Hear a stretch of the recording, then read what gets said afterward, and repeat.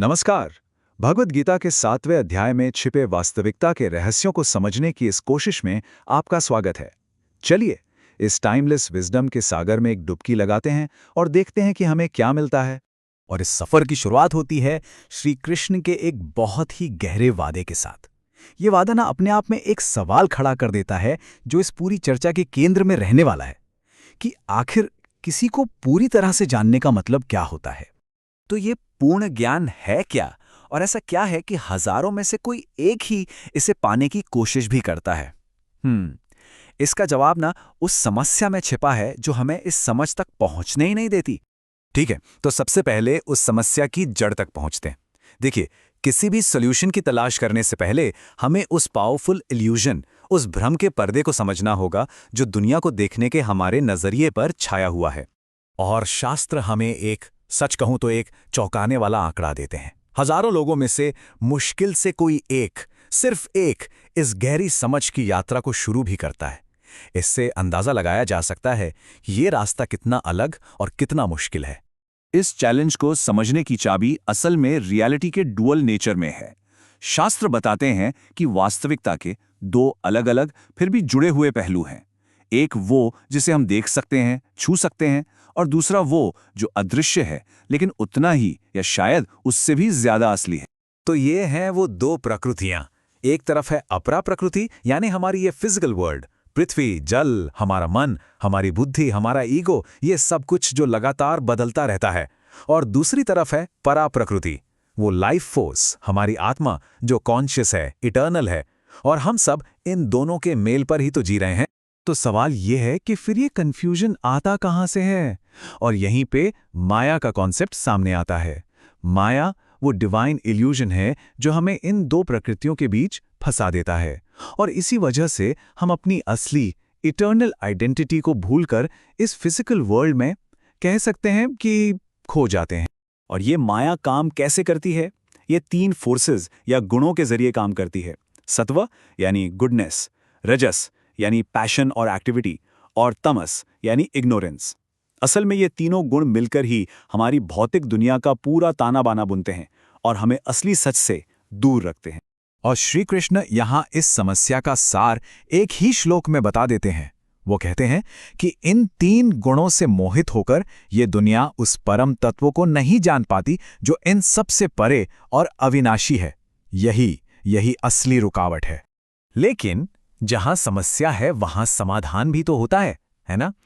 तो चलिए अब उस रास्ते की बात करते हैं जो इस इल्यूजन के पार देखने में मदद करता है।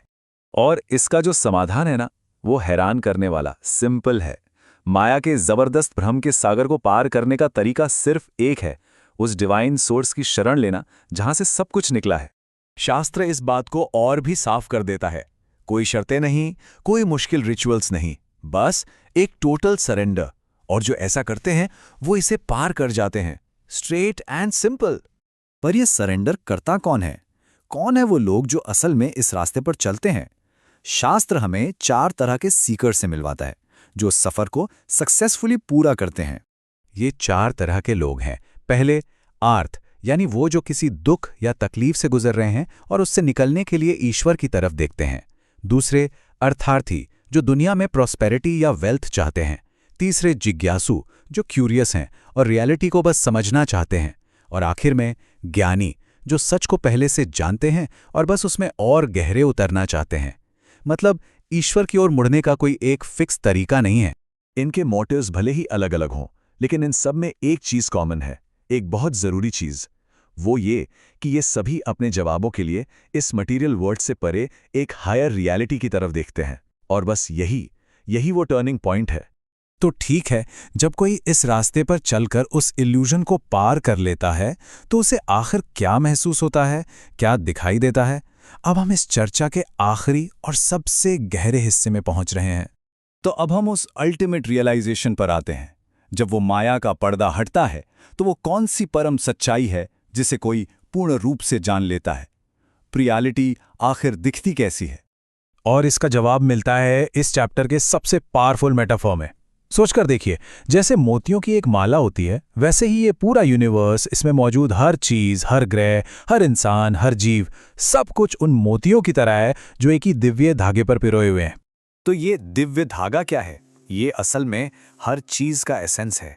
पानी में जो स्वाद है वो वही है, चांद और सूरज की जो चमक है वो भी वही है, वेदों में ओम, पृथ्वी की खुशबू, हर जीव के अंदर जो जीवन है वो सब कुछ उसी एक इटर्नल सीड से है।